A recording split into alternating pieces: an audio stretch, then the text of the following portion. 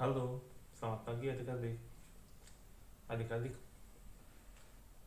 misalnya adik-adik dihadapkan kepada pilihan-pilihan. Misalnya adik-adik nanti ketika di sekolah, nanti guru-guru adik-adik nanya ke kalian, misalnya, kamu mau ikut kegiatan apa di sekolah? Mau ikut ekstrakurikuler apa di sekolah? Nah, kamu dikasih pilihan futsal, basket, voli, nyanyi, melukis, sama karya ilmiah remaja. Nah, dari 6 kegiatan ini, kira-kira apa ekstrakurikuler yang adik-adik pilih? Apakah adik-adik langsung, oh, aku suka futsal, ya udah aku langsung pilih futsal aja, atau gimana? Nah, adik-adik, sebenarnya nih ada suatu cara untuk adik-adik bisa mengambil keputusan dengan baik. Ada langkah-langkah yang bisa diikutin. Nah, gimana sih caranya? Yuk kita sama-sama belajar melalui firman Tuhan yang akan kita pelajari pada pagi hari ini.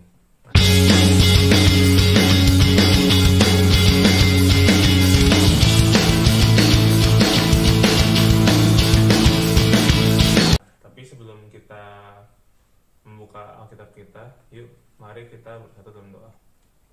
Mari kita berdoa. Tuhan, Allah Bapa kami yang bertahta dalam kerajaan surga mulia, sungguh bersyukur atas berkat-Mu, atas penyertaan-Mu. Engkau boleh memberikan kami anak-anak kesempatan untuk belajar firman-Mu, terlepas dari kondisi kami yang berada di rumah kami masing-masing. Kiranya Engkau sertai agar kami boleh memahami firman yang dibagikan oleh guru-guru sekolah minggu kami, Bapak. Berdoa agar kiranya Engkau boleh mengurapi guru sekolah minggu kami, sehingga setiap firman yang keluar itu firman yang berasal daripada-Mu. Berdoa agar kami dapat memahami dan dapat melakukannya dalam kegiatan kami sehari-hari. Di dalam nama Tuhan Yesus kami sudah berdoa. Haleluya, amin. Oke adik-adik, firman kita pada pagi hari ini terambil dari 1 Raja-Raja 12 ayat 1 sampai 24. Kakak akan membacakannya untuk kita semua ya. Pecahnya kerajaan itu. Kemudian Rehabeam pergi ke Sikhem, sebab seluruh Israel telah datang ke Sikhem untuk menobatkan dia menjadi raja. Segera sesudah hal itu kedengaran kepada Yerobeam bin Nebat. Pada waktu itu dia masih ada di Mesir, sebab ia melarikan diri ke sana dari hadapan Raja Salomo. Maka kembalilah ia dari Mesir. Orang menyuruh memanggil dia. Lalu datanglah Yerobeam dengan segenap jemaah Israel dan berkata kepada Rehabeam, ayahmu telah memberatkan tanggungan kami, maka sekarang ringankanlah pekerjaan yang sukar yang dibebankan ayahmu, dan tanggungan yang berat yang dipikulkannya kepada kami, supaya kami menjadi hamba-Mu. Tetapi ia menjawab mereka, pergilah sampai lusa, kemudian kembalilah kepadaku. Lalu pergilah rakyat itu. Sesudah itu Rehabeam meminta nasihat dari para tua-tua yang selama hidup Salomo mendampingi Salomo ayahnya. Katanya, apakah nasihatmu untuk menjawab rakyat itu? Mereka berkata, jika jika hari ini engkau mau menjadi hamba rakyat, mau mengabdi kepada mereka dan menjawab mereka dengan kata-kata yang baik, maka mereka menjadi hamba-hambamu sepanjang waktu. Tetapi ia mengabaikan nasihat yang diberikan para tua-tua itu, lalu ia meminta nasihat kepada orang-orang muda yang sebaya dengan dia dan yang mendampinginya. Katanya kepada mereka, apakah nasihatmu supaya kita dapat menjawab rakyat yang mengatakan kepadaku, ringankanlah tanggungan yang dipikulkan kepada kami oleh ayahmu. Lalu orang-orang muda yang sebaya dengan dia itu berkata, beginilah harus kau katakan kepada rakyat yang telah berkata kepadamu, ayahmu telah memberatkan tanggungan kami, tetapi engkau ini berilah keringanan kepada kami. Beginilah harus kau katakan kepada mereka, kelingkingku lebih besar daripada pinggang ayahku. Maka sekarang ayahku telah membebankan kepada kamu tanggungan yang berat, tetapi aku akan menambah tanggungan kamu. Ayahku telah menghajar kamu dengan cambuk, tetapi aku akan menghajar kamu dengan cambuk yang berduri besi. Pada hari lusanya, datanglah Yerobeam dengan segenap rakyat kepada Rehabeam, seperti yang dikatakan raja, kembalilah kepadaku pada hari lusa. Raja menjawab rakyat itu dengan keras, ia telah mengabaikan nasihat yang diberikan para tua-tua kepadanya. Ia mengatakan kepada mereka menurut nasihat orang-orang muda, ayahku telah memberatkan tanggungan kamu, tetapi aku akan menambah tanggunganmu itu. Ayahku telah menghajar kamu dengan cambuk, tetapi aku akan menghajar kamu dengan cambuk yang berduri besi. Jadi, raja tidak mendengarkan permintaan rakyat, sebab hal itu merupakan perubahan yang disebabkan Tuhan, supaya Tuhan menepati firman yang diucapkannya dengan perantaraan Ahia orang Shilo kepada Yerobeam bin Nebat. Setelah seluruh Israel melihat bahwa raja tidak mendengarkan permintaan mereka, maka rakyat menjawab raja, bagian apakah kita dapat daripada Daud? Kita tidak memperoleh warisan dari anak Isai itu. Ke kemahmu, hai orang Israel, uruslah sekarat rumahmu sendiri, hai Daud. Maka pergilah orang Israel ke kemahnya, sehingga Rehabeam menjadi raja hanya atas orang Israel yang diam di kota-kota Yehuda. Kemudian Raja Rehabeam mengutus Adoram yang menjadi kepala Rodi, tetapi seluruh Israel melontari dia dengan batu sehingga mati. Bahkan Raja Rehabeam hampir-hampir tidak dapat menaiki keretanya untuk melarikan diri ke Yerusalem. Demikianlah mulanya orang Israel memberontak terhadap keluarga Daud sampai hari ini. Segera sesudah seluruh Israel mendengar bahwa Yerobeam sudah pulang, maka mereka menyuruh memanggil dia ke pertemuan jemaah. Lalu mereka menobatkan dia menjadi raja atas seluruh Israel. Tidak ada lagi yang mengikuti keluarga Daud selain dari suku Yehuda saja. Ketika Rehabeam datang ke Yerusalem, ia mengumpulkan segenap kaum Yehuda dan suku Benyamin, 180.000 teruna yang sanggup berperang untuk memerangi kaum Israel, dengan maksud mengembalikan kerajaan itu kepada Rehabeam, anak Salomo. Tetapi datanglah firman Allah kepada Semaya, abdi Allah demikian, katakanlah kepada Rehabeam, anak Salomo, raja Yehuda, dan kepada segenap kaum Yehuda dan Benyamin, dan kepada selebihnya dari bangsa itu, beginilah firman Tuhan, janganlah kamu maju dan janganlah kamu berperang melawan saudara-saudaramu orang Israel. Ulanglah masing-masing ke rumahnya, sebab akulah yang menyebabkan hal ini terjadi. Maka mereka mendengarkan firman Tuhan, dan pergilah mereka pulang sesuai dengan firman Tuhan itu. Oke, adik-adik, cukup panjang ceritanya ya. Tapi secara sederhana, sebenarnya yang adik-adik lihat di 1 Raja 12 ayat 1 sampai 24 ini adalah perwujudan dari janji Allah. Janji Allah yang mana nih? Janji Allah yang tertulis di 1 Raja 11 ayat 11-12, yaitu di mana Allah akan memecah kerajaan Israel dan diberikan kepada hambanya Salomo. Itu kenapa sih kok Allah bisa sampai memberikan hal itu? Jadi sebenarnya kalau ada tadi kemarin mengingat beberapa minggu yang lalu mengenai bagaimana Salomo meminta kebijaksanaan, maka ternyata di akhir hidupnya Salomo itu hidup menyimpang. Salomo menyimpang karena dia menikah dengan bangsa-bangsa lain. Istrinya sangat banyak. Di 1 Raja 11 ayat 3 adik-adik bisa melihat ada 700 istri dan 300 gundik. Dan karena itulah dia akhirnya di akhir hidupnya menyembah berhala. Hal itu mendukakan hati Tuhan. Kemudian akhirnya Tuhan pun menghukum ke keturunan dari Salomo, yaitu kepada Rehabeam.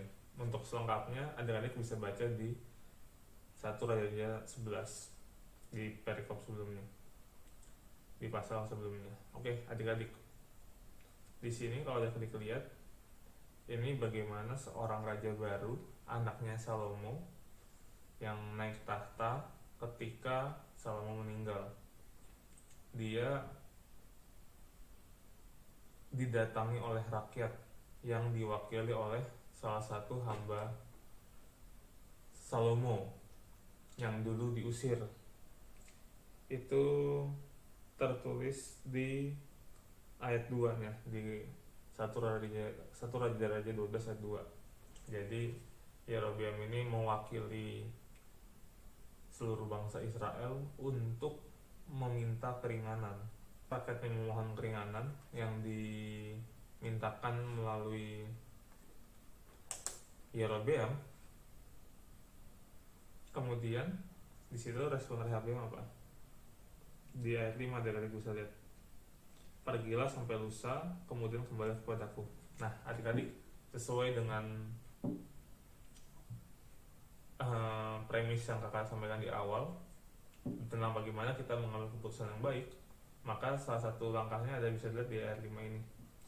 Pergilah sampai lusa, kemudian kembali kepadaku. Itu jawaban Rehabeam. Jadi proses Rehabeam yang pertama adalah ketika dia diminta keringanan, tidak langsung buru-buru mengambil keputusan.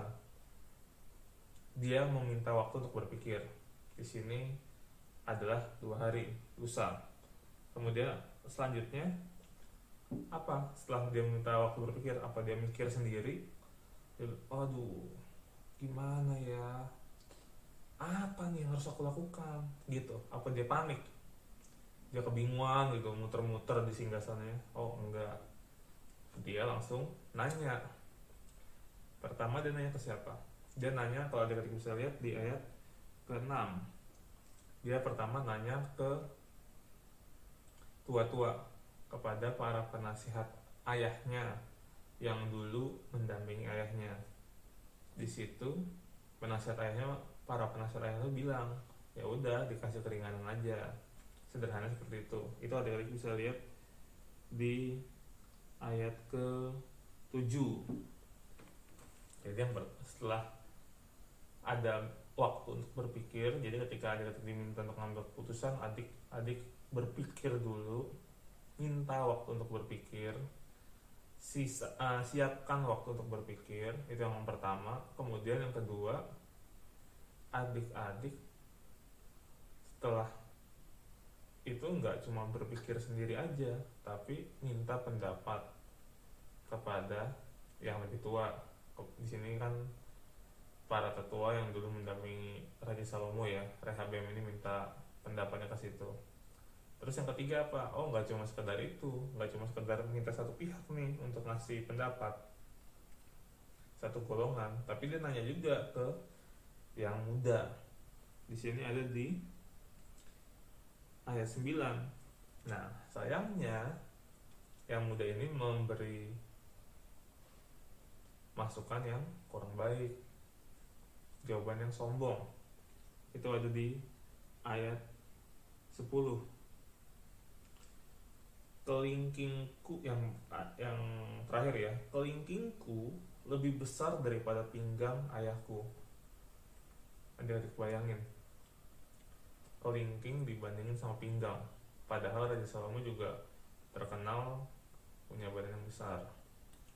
Nah, jadi adik-adik bisa lihat bagaimana jawaban si Rehabeam, bahwa yang dari orang muda ini, bahwa lebih ditekan lagi nih rakyatnya nih. Di ayat 11, ayahku telah memenuhi tanggungan yang berat, tetapi aku akan menambahkan tanggungan. Udah berat, dikasih lebih berat lagi. Kemudian kalau ayahku dulu dengan cambuk, maka cambuknya aku sekarang adalah cambuk berduri. Nantangin nih ceritanya si Rehabeam, malah ada rakyat yang minta keringanan. Kalau saran yang tua-tua tadi adalah ya udah kasih aja keringanan, yang satu udah tekan lebih berat.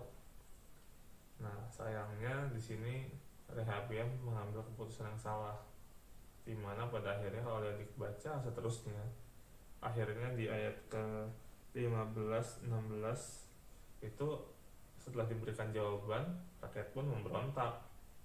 Di sinilah terjadi asal mula perpecahan kerajaan Israel. Ada yang nama Israel Utara, itu mulai dari suku Dan, Ruben, Gad, dan seterusnya. Nah, sementara keturunannya Daud itu dia megang cuma 2 suku. Akhirnya ada kata bisa lihat di ayat kalau di ayat yang ke-20 kan katanya Rehabeam hanya Yehuda, sementara Yerobeam Israel Utara sama Israel Selatan ya.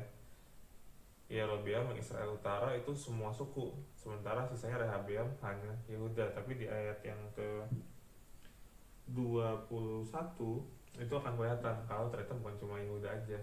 Rehabeam itu ada megang Yehuda dan Benyamin. Nah, adik-adik, apa yang bisa kita pelajari dari kisah ini? Yang pertama, adik-adik melihat ada sebuah keputusan besar yang dihadapkan kepada Rehabeam,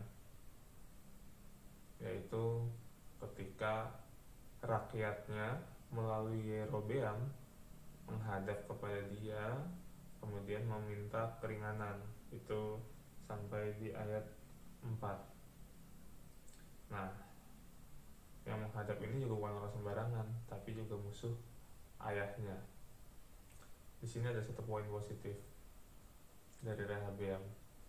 Untuk menanggapi permohonan ini, yang pertama, Rehabeam langsung menjawab.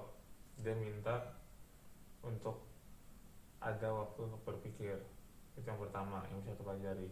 Jadi ketika adik-adik dihadapkan kepada sebuah keputusan yang sekiranya cukup besar, maka langkah pertama adalah jangan langsung memutuskan, tapi ambil waktu untuk berpikir seperti Rehabeam.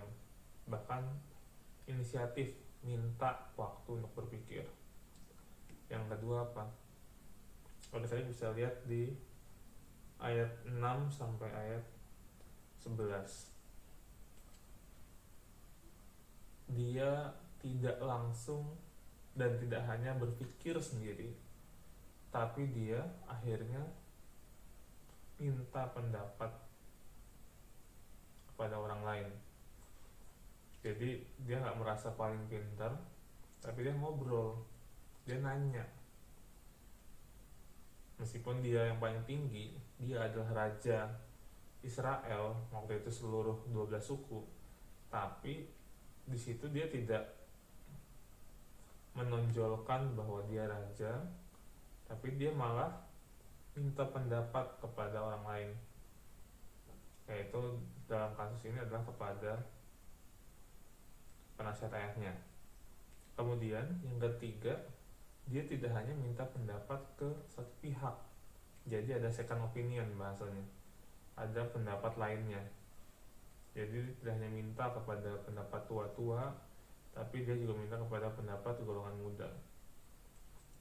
Nah, adik-adik, terlepas dari kesalahan keputusan yang diambil Rehabeam, yang sebenarnya kalau adik-adik bisa lihat di ayat-ayat terakhir, di ayat 23, 24, itu adalah keputusan yang memang sudah Tuhan rancangkan. Kenapa sih kok Tuhan jahat banget? Emangnya Tuhan gak sayang sama Israel? Katanya umat pilihannya, kok kerajaannya dipecah?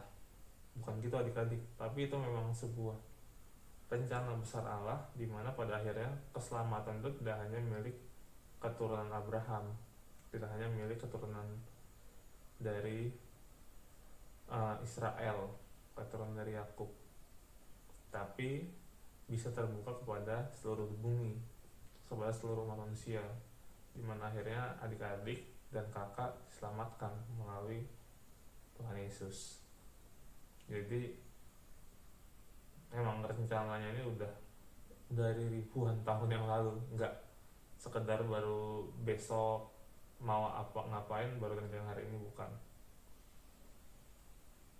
Jadi terlepas dari keputusan salah yang diambil Rehabeam, dibilang salah dalam konteks akhirnya pada waktu itu kerajaan Israel terpecah ya, sampai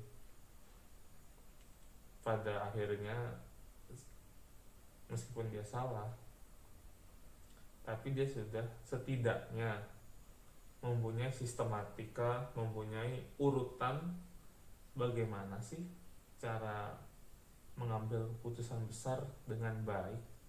Setidaknya dia sudah melakukan hal itu, yaitu yang pertama tadi, reminder ya adik-adik ya, ketika dihadapkan kepada keputusan besar, ambil waktu berpikir. Kalau nggak ada, minta waktu untuk berpikir.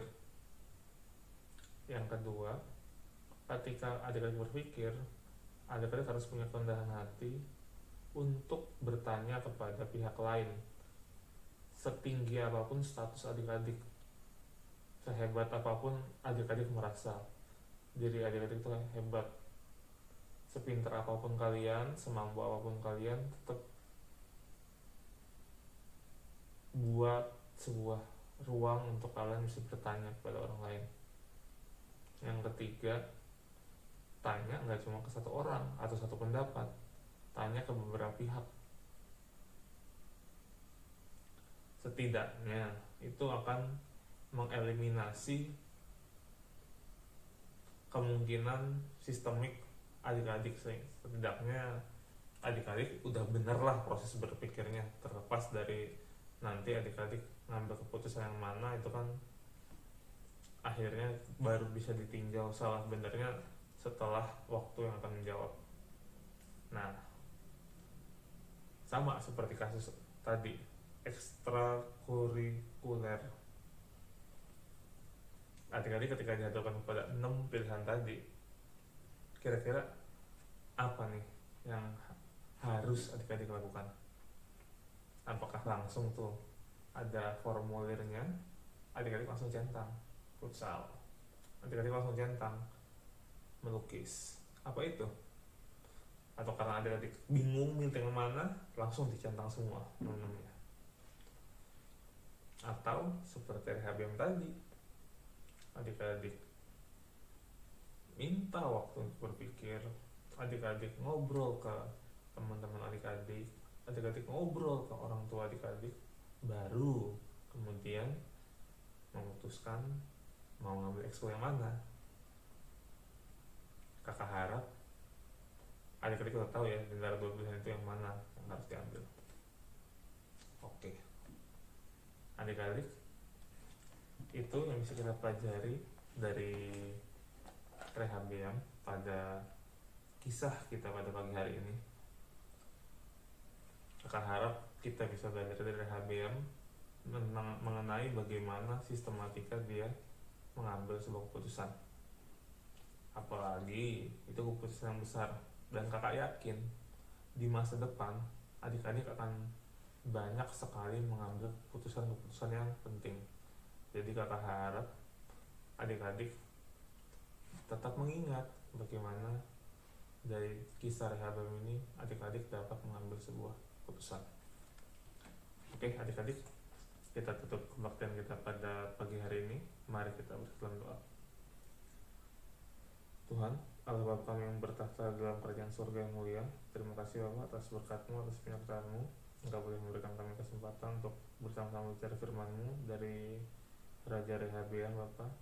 Kiranya Engkau berkati agar kami boleh lebih bijak dalam mengambil keputusan, boleh menerapkan metode berpikir yang baik sehingga kami dapat mengambil keputusan dengan baik Bapa untuk keputusan-keputusan kami ke depannya.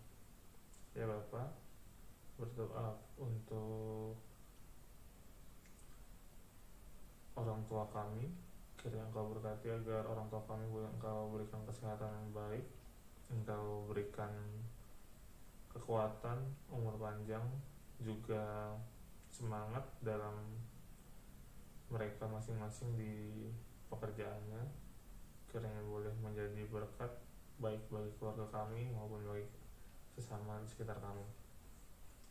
Berdoa juga untuk sekolah kami Bapak, berdoa agar kiranya kami boleh dengan lancar, dengan baik, dan tetap semangat dalam menjalani kegiatan bersekolah kami Bapak.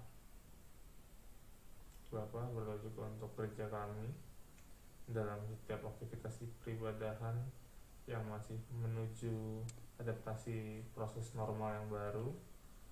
Kiranya Engkau sertai agar boleh setiap kegiatan kebaktian maupun kegiatan pelayanan jemaat lainnya boleh berjalan lebih maksimal lagi terlepas dari kondisi pandemi ini Bapak. Berdoa juga untuk Bapak Presiden kami, Pak Joko Widodo, Pak Kiai Haji Ma'ruf Amin, juga para menteri beserta jajarannya, bahkan sampai ketua RT kami masing-masing. Kiranya Engkau berkati agar mereka boleh menjadi perpanjangan tangan-Mu dalam bersama-sama memperhatikan warganya di lingkungannya masing-masing Bapak. Ya Bapak, inilah kami anak-anak-Mu, kiranya boleh Engkau layakan Bapak, Engkau mampukan kami dalam tugas dan tanggung jawab kami. Ya Bapak, doa yang jauh dari sempurna ini kami alaskan dalam doa yang Kau ajarkan kepada kami. Bapa kami yang di surga, dikuduskanlah nama-Mu, datanglah kerajaan-Mu, jadilah kehendak-Mu di bumi seperti di surga. Berikanlah kami pada hari ini makanan kami yang secukupnya, dan ampunilah kami akan segala kesalahan kami, seperti kami juga mengampuni orang bersalah kepada kami. Dan janganlah membawa kami ke dalam cobaan, tetapi lepaskanlah kami daripada yang jahat. Karena Engkau yang punya kerajaan dan kuasa dan kemuliaan sampai selama-lamanya. Amin. Oke adik-adik, sampai jumpa di kesempatan berikutnya. Dadah.